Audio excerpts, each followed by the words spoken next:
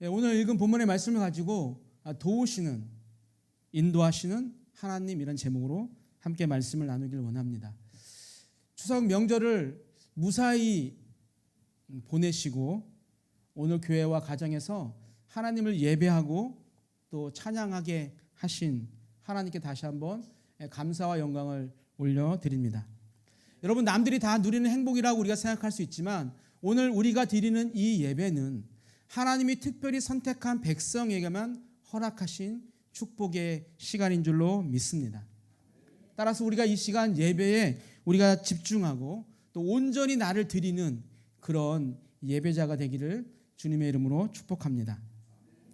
오늘 본문 말씀이 선포되어질 때 그 말씀이 하나님의 말씀으로 들려지기를 소망하고 또 말씀에만 집중하시고 그리고 아멘으로 화답할 때 더 큰 은혜가 여러분 가운데 넘치게 될 것입니다. 여러분, 구약의 선지자 중에 하나님의 일을 감당했던, 큰 일을 감당했던 선지자가 굉장히 많이 있습니다. 그 중에 한 분이 오늘 우리가 보고자 하는 엘리야 선지자입니다.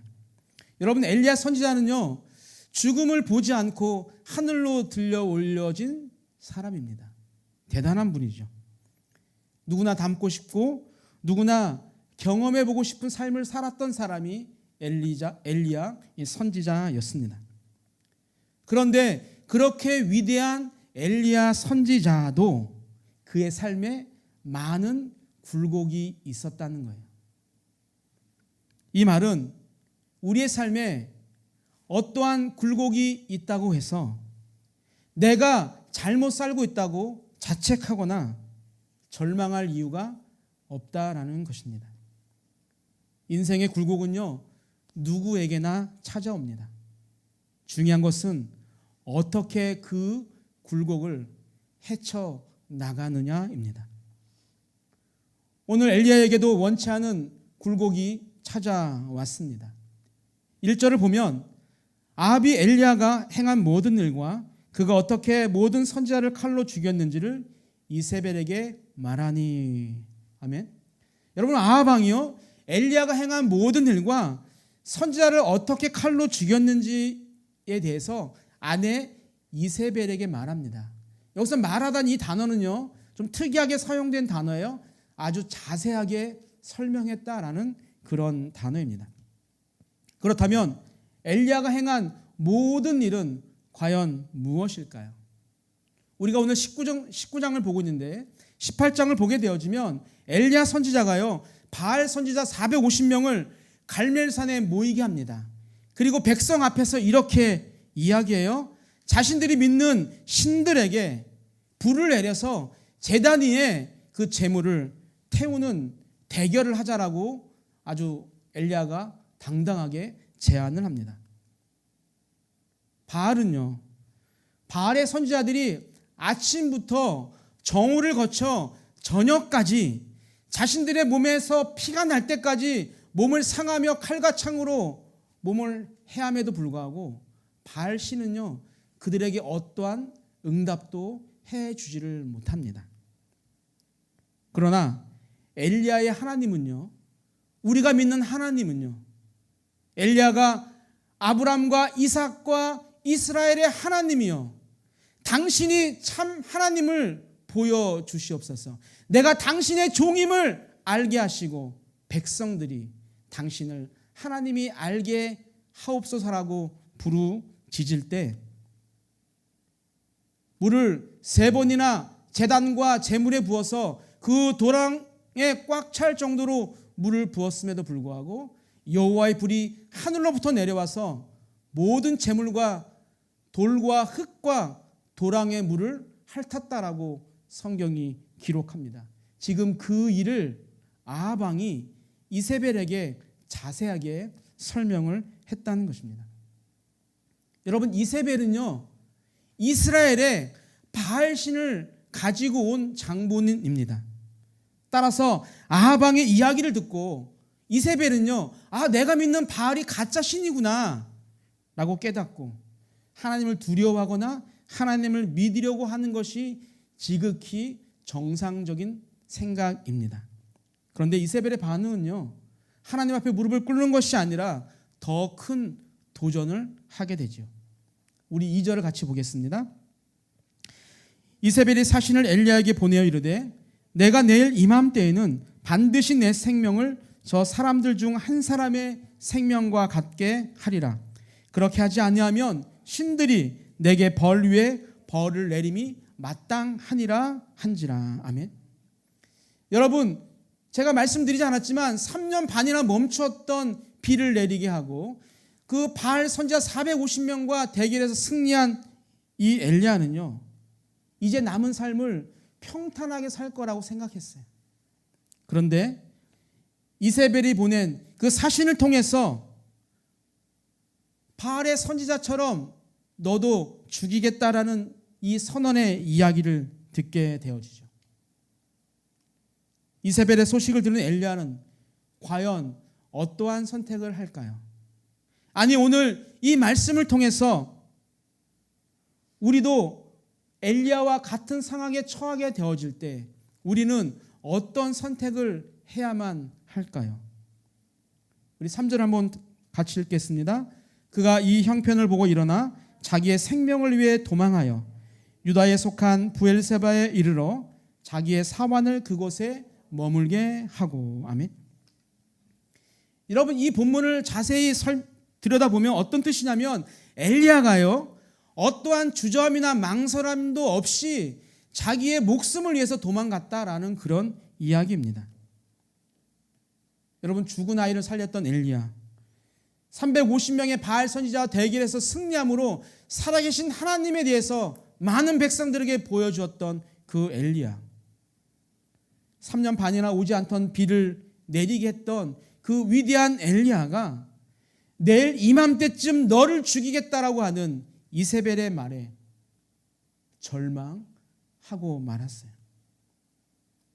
여러분, 위대한 선지자 엘리야가 그 절망이 찾아온 근본적인 이유는 과연 무엇일까요? 우리 3절 상반절을 다시 한번 보겠습니다. 그가 이 형편을 보고 일어나 자기의 생명을 위해 도망하여. 아멘. 이 형편을 보고. 여러분, 엘리야가 도망한 이유는요, 이세벨의 이야기를 듣고 어떻게 했다는 거예요? 자신의 형편을 보았다는 거예요. 자신의 형편을 보니까 절망에 빠지게 되었어요. 여러분, 우리는 살다 보면 엘리야처럼 원하지 않는, 생각지도 않은 그런 절망의 순간이 찾아올 때가 있습니다. 그때 우리는 어떻게 할까요? 이전에 나와 함께 하신 하나님의 은혜와 하나님의 능력을 우리가 생각을 해야 합니다. 여러분, 지금 엘리야가 바라보아야 할 것은요, 이세벨이 자신을 죽이겠다고 하는 그런 현실이 아니라 지금까지 자신과 함께 하시며 베풀어 주신 하나님의 은혜와 능력입니다. 그런데 이세벨이 사신을 통해서 전해온 내일 이맘때까지 너를 죽이겠다라고 하는 실현되지 않은 그 말 앞에 지금까지 함께 하신 하나님의 은혜와 능력을 잊고 말았습니다.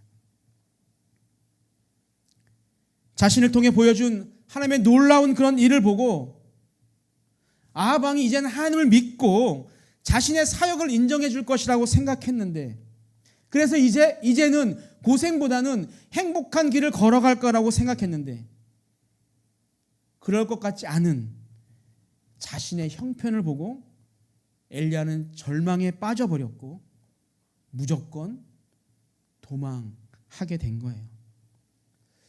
엘리야는 어디까지 도망을 갔을까요? 우리 4절을 한번 보겠습니다. 자기 자신은 광야로 들어가 하룻길쯤 가서 한 로뎀 나무 아래에 앉아서 자기가 죽기를 원하여 이르되 여호와여 넉넉하오니 지금 내 생명을 거두시옵소서. 나는 내 조상들보다 낫지 못하나이다 하고. 아멘. 우리가 3절과 4절을 보게 되어지면 북이스라엘의 선지자였던 이 엘리야가요, 북이스라엘에서 가장 먼 남유다에서 가장 최남단, 한국으로 말하면 고흥 정도 되는 거예요. 도시였던 부엘세바까지 도망을 하게 됩니다. 거리상으로 보니까 한 150km 정도 돼요. 여러분, 서울역에서 대전역까지가 160km예요. 지금 엘리야가 그렇게 멀리 도망을 간 것이죠. 그런데 그것도 불안해서 오늘 4절에 보니까 종을 남겨두고 광야로 하룻길을 더 도망을 가는 것을 보게 되어집니다. 하나님의 선지자 엘리야는 야반 도주하듯이 도망간 것도 모자라서 광야에 들어가서 로뎀나무 아래까지 도망가서 그곳에서 자신의 생명을 거두어 달라라고 지금 이야기하고 있습니다. 여러분, 엘리야는 자기 인생이 이제 다 끝났다라고 생각을 했습니다. 여러분, 엘리야와 같은 큰 선지자가 현실을 보고 무너지는 것을 보면 우리도 하나님이 함께 하셨던 은혜를 생각하지 못하고 세상의 현실을 보게 되면 우리도 도망하게 되고 나를 죽여달라고 말할 수밖에 없다는 거예요.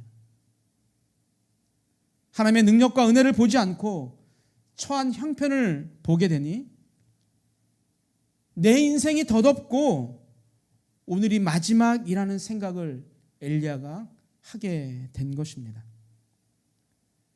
우리 사랑하는 산돌의 모든 성도님들, 우리 모두는 지금 힘든 시간을 보내고 있습니다. 언제 끝날지 모르는 어두운 터널을 지나가고 있는 그런 느낌입니다. 그래서 우리의 형편을 보면 나를 죽이겠다는 이세벨의 음성이 들려서 도망할 수밖에 없습니다. 힘들고 어려울 때 내가 처한 형편을 보지 않고 하나님의 능력과 은혜를 간구하며 우리는 하나님을 찾아야 합니다. 왜 그럴까요? 우리 시편 46편 1절 이렇게 이야기합니다. 하나님은 우리의 피난처시요 힘이시니 환난 중에 만날 큰 도움이시라. 아멘. 우리가 큰 절망 가운데 빠져 있을 때 우리가 하나님의 은혜를 구하며 하나님을 찾아야 하는 이유는 하나님은 우리의 피난처가 되시고 환난 중에 언제나 우리를 도우시는 분이시기 때문입니다. 절망 가운데 있습니까? 땅과 산이 흔들려서 바다에 빠질 정도의 혼란스러운 상황 가운데 살고 계십니까?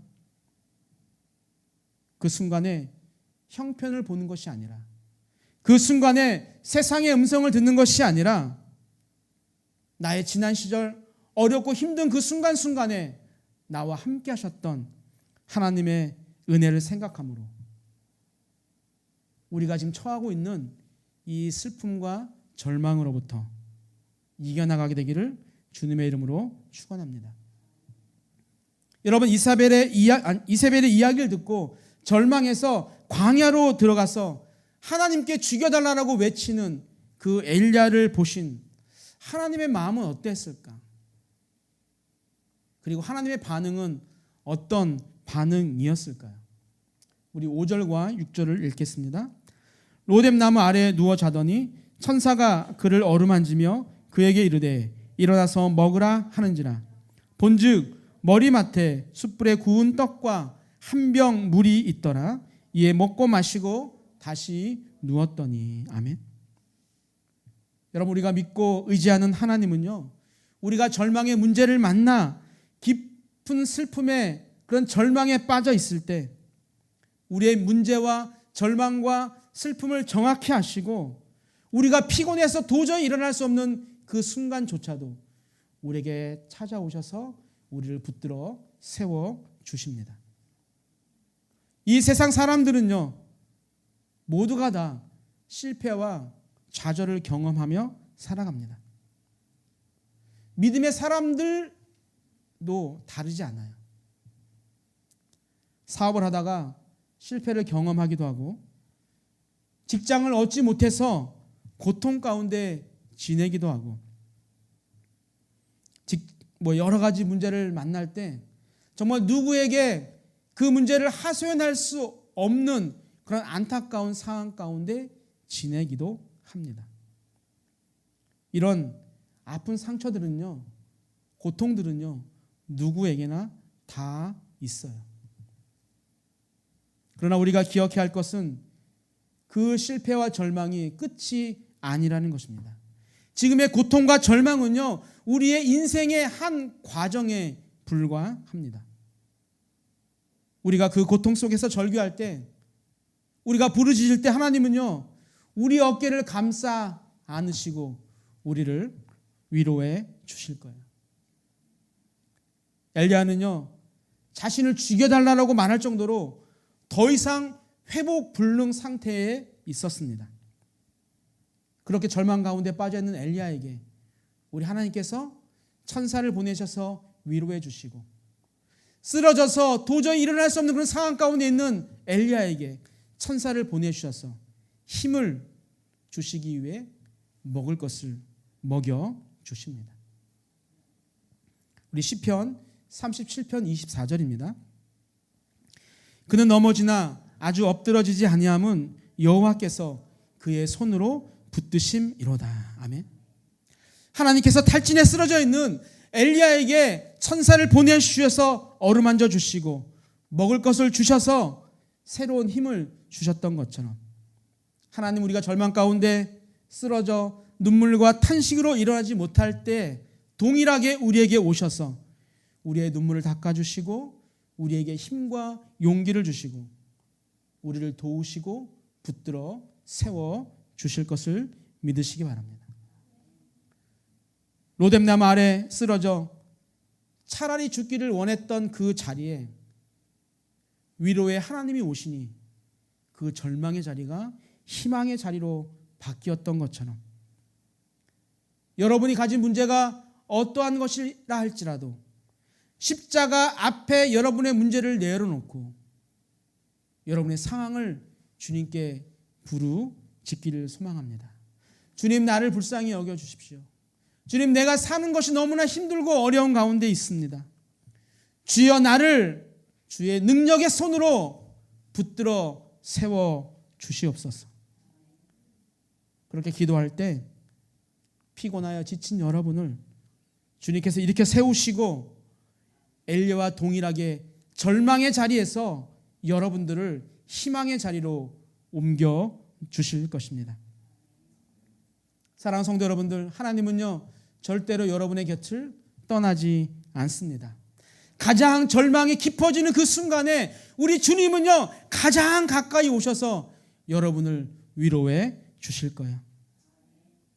지쳐있는 우리에게 오셔서 낙심하지 마, 걱정하지 말아라, 내가 너와 늘 함께 해줄 거다라고 하는 그런 하나님의 위로의 소리를 다 듣게 되기를 소망합니다. 우리 7절과 8절 한번 읽어볼까요? 여호와의 천사가 또다시 와서 어루만지며 이르되 일어나 먹으라, 내가 갈 길을 다 가지 못할까 하노라 하는지라. 이에 일어나 먹고 마시고 그 음식물의 힘을 의지하여 40주 40야를 가서 하나님의 산 호렙에 이르니라. 아멘. 하나님께서 우리 열왕기상을 보게 되어지면 엘리야에게 수없이 많은 그런 복을 허락해 주시고, 우리가 오늘 읽지 않는 그 이후에도 엘리야를 통해서 하나님은 엄청나게 많은 역사를 하고 있는 것을 우리가 보고 있어요. 볼 수 있어요. 그런 하나님의 능력을 바라보지 못하고 쓰러져 있는 그 엘리야, 도망가 있는 그 엘리야, 도망가서 나를 죽여달라고 연약한 말을 하고 있는 그 엘리야에게 오늘 7절에 보니까 하나님께서 또 다시 오셨다라고 말씀하죠. 그렇게 다시 오셔서, 야, 넌 어떻게 그렇게도 나를 믿지 못하냐, 내가 얼마나 더 너에게 능력을 보여줘야만이 너가 나를 믿겠냐라고 책망하거나 나무라지 않으시고 뭐라고 말씀하시냐면, 너의 갈 길을 다 가기 위해 일어나 먹으라라고 우리 주님께서 말씀을 하십니다.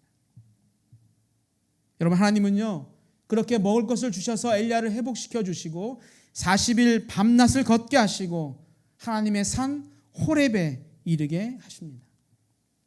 그리고 그 산에서 새 세미한 음성으로 나타나셔서 엘리야, 너가 있어야 할 곳은 이곳이 아니라 바로 다메섹이라는 것을 알려주시고 그곳에서 해야 할 사명을 오늘 엘리야에게 말씀하죠. 우리 19장 15절 16절 한번 읽겠습니다. 여호와께서 그에게 이르시되 너는 내 길을 돌이켜 광야를 통하여 다메섹에 가서 이르거든 하사엘에게 기름을 부어 아람의 왕이 되게 하고 너는 또 님시의 아들 예후에게 기름을 부어 이스라엘의 왕이 되게 하고 또 아벨 무홀라 사밧의 아들 엘리사에게 기름을 부어 너를 대신하여 선지자가 되게 하라. 아멘. 여러분, 더 이상 걸을 수 없는 그런 상황 가운데에서 하나님의 말씀에 의지해서 40일 밤낮을 걸어갔더니 우리 하나님께서 엘리야에게 다시 큰 사명을 주시는 것을 우리가 볼 수가 있습니다. 사랑하는 산돌교회 성도 여러분들, 어떠한 절망과 고통 가운데 있어도 하나님을 의지하고 믿고 말씀대로 일어나 걸으면 광야 같은 세상에서 우리 주님께서 나를 만나주시고 새로운 사명과 꿈과 목표를 주십니다. 그래서 그 새로운 희망과 꿈을 가지고 끝까지 하나님이 원하시는 길을 걸어갈 수 있도록 우리를 붙들어 세워주십니다. 오늘 이 시간 나를 도우시고 인도하시는 그 하나님의 약속의 말씀을 붙잡고 믿음으로 걸어가시길 바랍니다. 주님은 여러분을 떠나지 않고 늘 함께 하시면서 여러분의 발걸음을 인도하고 계십니다. 이 세상 사람들이 다 끝났다라고 말을 해도 더 이상 너희들에게 희망이 없다라고 말을 해도 주님의 능력 안에 거할 때, 주님의 은혜 가운데 거할 때 우리에게 끝은 없습니다. 하나님이 인도하시고 하나님이 도우시면 우리에게는 늘 새로운 시작만 있는 것입니다. 추석 명절을 보내고 나니 코로나 확진자가 연일 최고치를 경신하고 있습니다. 다시 한번 우리의 마음을요, 두려움으로 몰아가고 있습니다. 여러분, 세상의 소리만 들으면 우리에게는 어떤 희망도 없어 보입니다.